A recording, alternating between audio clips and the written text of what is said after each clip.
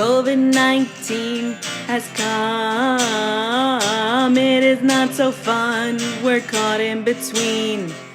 This is not a dream, but we're making it work. We're making it work. Let's get to work. Hello and welcome to my web series, Let's Make It Work. Let's Get to Work, actually.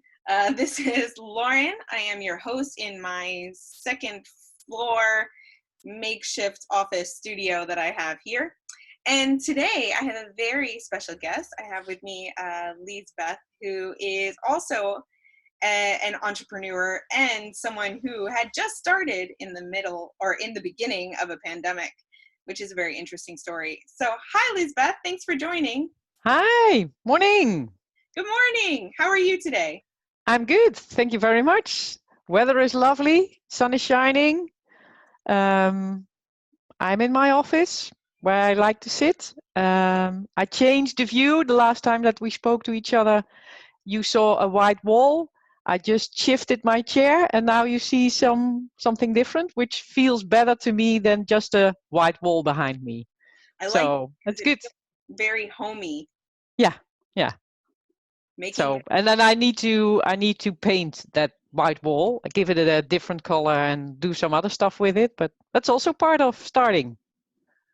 That's true. You figure out like what works for you, what doesn't. I Yeah. realized that my laundry machine behind me does not work for a web series. So No, yeah. It's probably too noisy. just a bit. Yeah, yeah. So can you tell me a little bit about yourself and what it is that you do? So my name is Liesbeth Verheugd. I'm an occupational health physician by profession. I've been working as an occupational health physician on payroll for 30 years, so right after university. First started at Philips, then an external service company called ArboUnie. And the last 15 years I worked for Shell.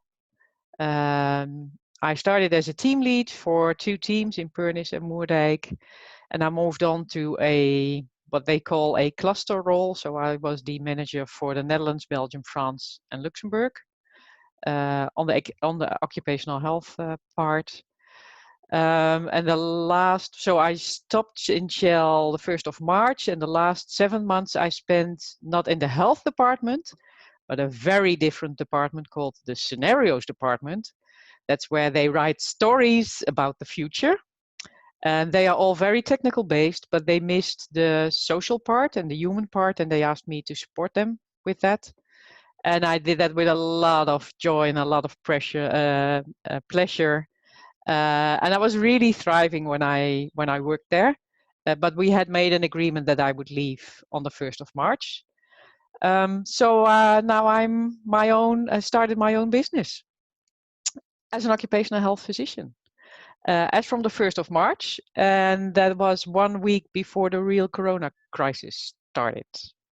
I had planned 3 months of non-paid work, just to give me some leeway, some time to organize myself, visit friends, family, musea, stay at home. Well, that last part isn't too difficult now, but the other things like visiting friends and family and going to musea, well, yeah, it's a bit left out now. It's not so. That's a pity, but it gives time to think about other stuff. So I'm married, 2 kids, both studying in Delft. So they're not at home. We live in a bit of a rural area in the Netherlands, in the south, near Breda. Kids are in Delft, so we have a quiet house, which is really lovely. Yeah, and That's a bit about me. especially thank you. Especially during this time, it's yeah, I think the quiet house can be necessary to collect your thoughts, although of course not everybody has that. And that poses a whole nother challenge. But I have a question. So something Yeah. that came to me when I also was leaving, kind of at the peak of the pandemic, at least. People were like, "Yeah, well, would you still have left or agreed to leave if you would have known this?" So I'm curious what your thoughts are on that. If I'd known this would happen a year ago, then I probably would have been more reluctant to sign the contract that I signed. But I don't mind at all that it's gone this way because I'm very happy with the place that I'm now. I had already planned for 3 months non-paid work. So actually nothing changed in that plan. Um, and I think I'm actually quite glad that I didn't know because perhaps I wouldn't have taken the step. And I'm really happy that I did. So I'm really happy. Well, although I really loved working at Shell, I'm so glad that I took the step of finishing my contract and starting my own business. Because now I can do exactly what I want. Uh, well, still, it will probably change a bit once I have work that I do, because then you have to fit in again. But at the moment, I can fill in every day the way I want it, and that feels so cool. So something that I thought was really interesting. Sorry. Sorry. I'll cut that out. Sorry. Bless you. Thank you. Something that I thought was really interesting was you told me to really enjoy yourself this moment and take the space for that, because we're probably not going to get another moment like that. Yeah. So can you talk a little bit about where does that attitude come from? I think it's really inspiring and true. Well, in my work as an occupational health physician, I've seen so many people starting their work when they're young. Working, working, working, working, working, working, working, working, more working until they go on retirement. And then they are tired. And they look back and they reflect and they say, well, I could have done this differently. I should have taken a time off, should have spent more time with family and friends, should have spent more time on whatever, making music, doing sports, cultural things. But you can't change it anymore then once you're past that. So I thought, well, let's take the opportunity once I finish a contract to do other stuff before I start working again. And unfortunately, I can't do it exactly the way I had planned. But still, I feel that I make more connections than I did before.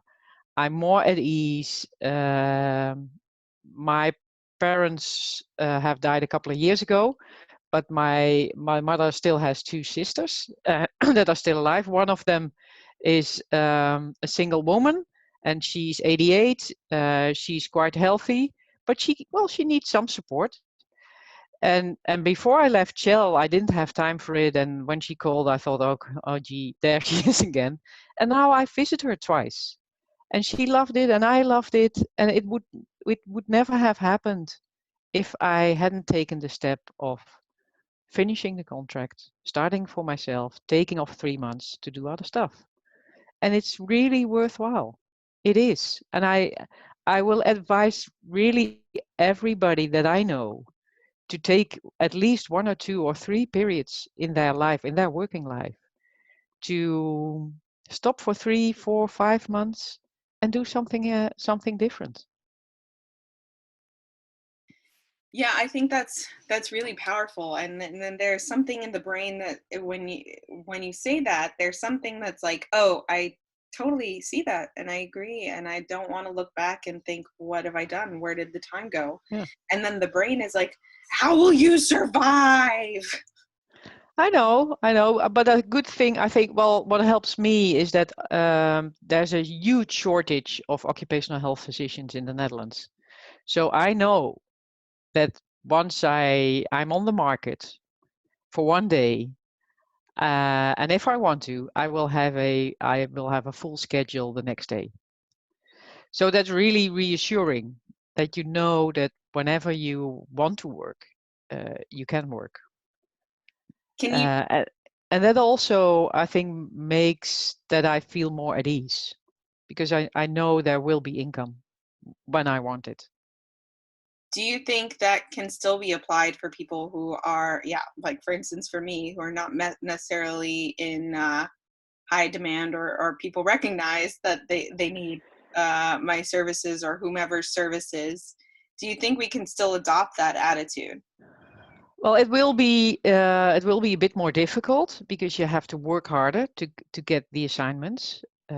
But I'm convinced that whenever you see when you have a positive mindset, when you have a growth mindset, you will see chances, and you will find your way.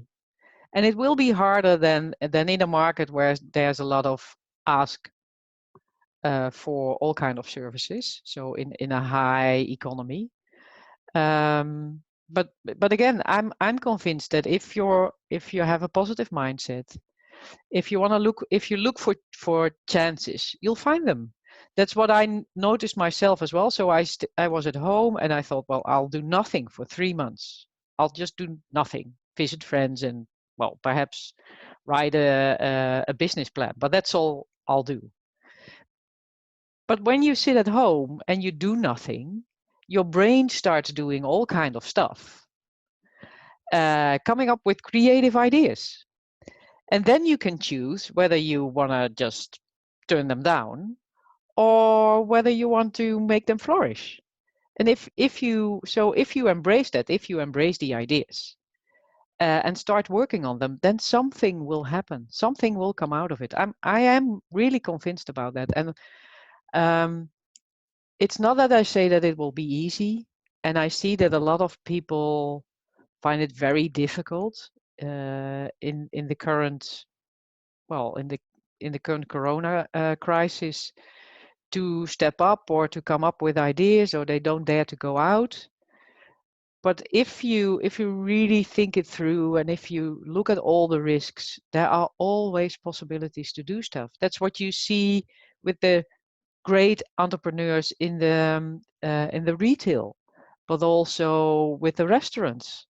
There are restaurants that are selling more now than when they were open. I know that one of the restaurants that offered with Easter dinners and brunches, they sold more. I think twice or even perhaps 3 times more than what they would have sold when they had been open, and they had less costs because they didn't need all their staff. They could organize it in the way they wanted, so they could say, well, we'll bring your dinner at that time, so there was more efficiency for them. So again, there are always people that see the chances and that try things. And if you have that mindset, then I think almost everybody will be able to go through this period and will be able to flourish afterwards. Yeah, I think you're right. And it's just a matter of reminding yourself, I'm telling this to myself also, Yeah. on kind of a daily basis, and getting used to saying these things over and over, that, it's not only it will be okay, but as long as you keep moving and you're open, Yeah. it will be okay. Yeah, because not every idea that springs to mind will be a success. And that's what I also already learned in these 6 weeks. Well, I'm used to pick up something and then make it a success. So the first time that I tried something in these 6 weeks, and that I thought, well, so I did something really cool, but now someone else is going off with my idea. So what does it with me, and how do I need to protect it or not? Do I just need to trust that this will bring something else? And sometimes you think about something and it just doesn't work because you can't find the right people, or it's not the right time, or you don't have the right stakeholders. or it's just a funny idea that it's only very positive in your own mind, and everybody else says, well, you're completely mad. This is nothing. But you just need to keep on trying. Yeah, trying. That's what Yeah, yeah, counts. And yeah.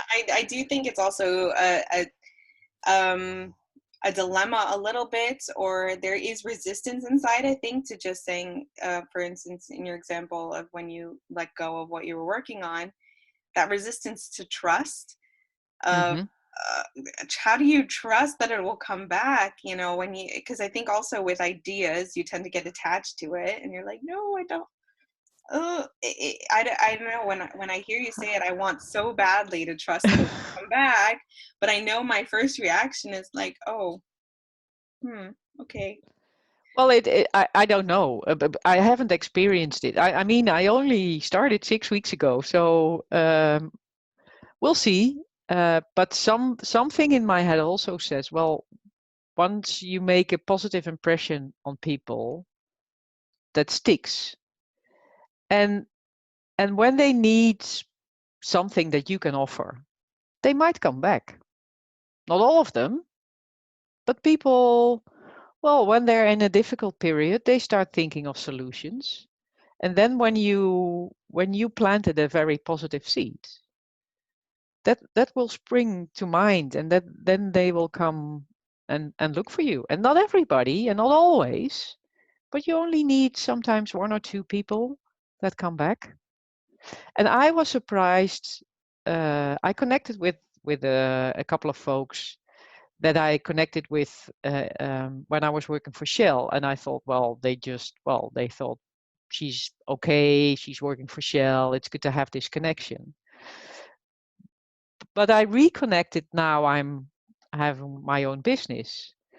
And the experience was completely different from what I had expected. I had expected they were just, oh, hi, well, yeah, you worked for Shell and, well, blah, blah, blah. But they were all really, really positive. And the people that I connected with, they said, well, we really need to stay connected. One said, well, I was on a list for doing special cases. They hardly ever need someone, but she said, I have another list where there is occasionally work for, and is it okay that I put you on that list as well to be an advisor? So sometimes it plays out really different from what you expect. And that's what I was really surprised, and what helps me now to connect with all kind of people, just to have a chat. That's what I heard when I worked for Shell. That's what entrepreneurs do.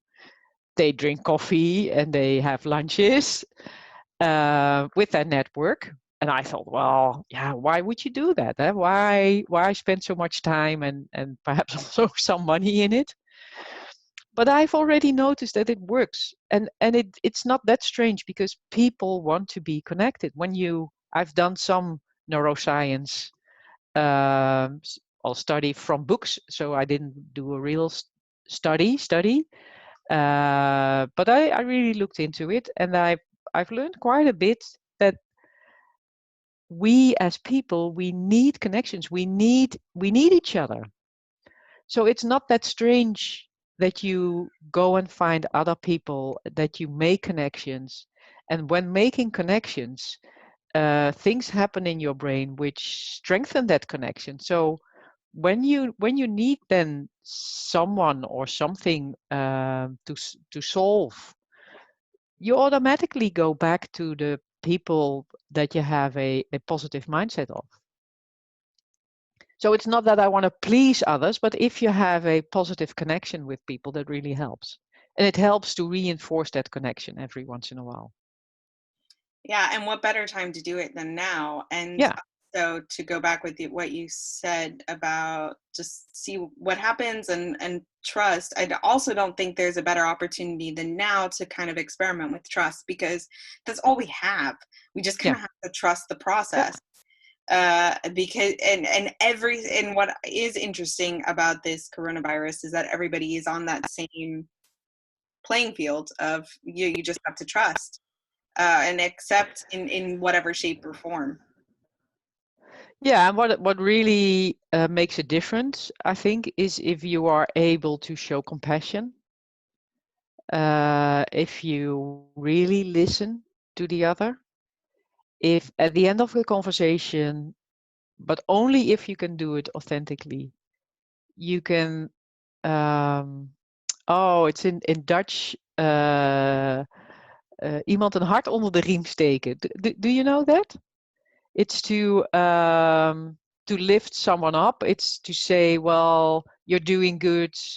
Go ahead. It's well, the translation is to. No, no, I can't translate. It's very difficult to translate. It has to do something to do with the heart and supporting that. So yeah, if you can authentically help people. So I've been in connection with a lot of people that work in the care sector, so in hospitals and in occupational health departments. They are really, really, really busy. So if somewhere in the conversation you can kind of be very personal and also connect with them on that they need to take care of themselves and that you're there for them if they need help. It lifts up the conversation, and what I've noticed is that when you end the conversation, it's more positive than when you started it. So in that way, you can help others to go through this crisis as well by connecting. I think that's beautiful. So how, I think it's also a good bridge to how can I, Lauren, support you? Well, we have a thing that we will be working on together, which is really great, and that's how you can support me. But also with these kind of talks, just having a call every once in a while, see how I'm doing, and I can ask how you are doing. And I know the last conversation that we had, I was a bit struggling with what is it to be an entrepreneur and what is my role and how should I do it? And then you were so positive. I don't think I shared that with you that I felt that way. No, but you were so positive and you were telling about, well, the whiteboard that is behind you and the things that you were doing. And I thought, well, this is really great and I can do that as well. So in that way, you really helped me. You helped me through that day. Oh, thank you. Yeah. I appreciate that. And maybe that's also like my or what we can say to others as well on how to support is just the small things, reaching out, connecting, just being Yeah. your authentic self can help somebody else. Yeah. Yeah. And is there any way that people can find you for your services? People can now find me on LinkedIn with my name. So yeah, there are not so many people that have the surname Verheugd. So they can find me. I think that's the easiest way for now. And I'll put your LinkedIn in my in the video on the bottom or across the screen in the text. Yeah, good. Yeah. Oh, thank you so much, Liesbeth. You are a wealth of wisdom. Not like your well is just very deep, and I learned so much from you in every talk that we have. So thank you very much. COVID-19 has come. It is not so fun. We're caught in between. This is not a dream, but we're making it work. We're making it work. Let's get to work.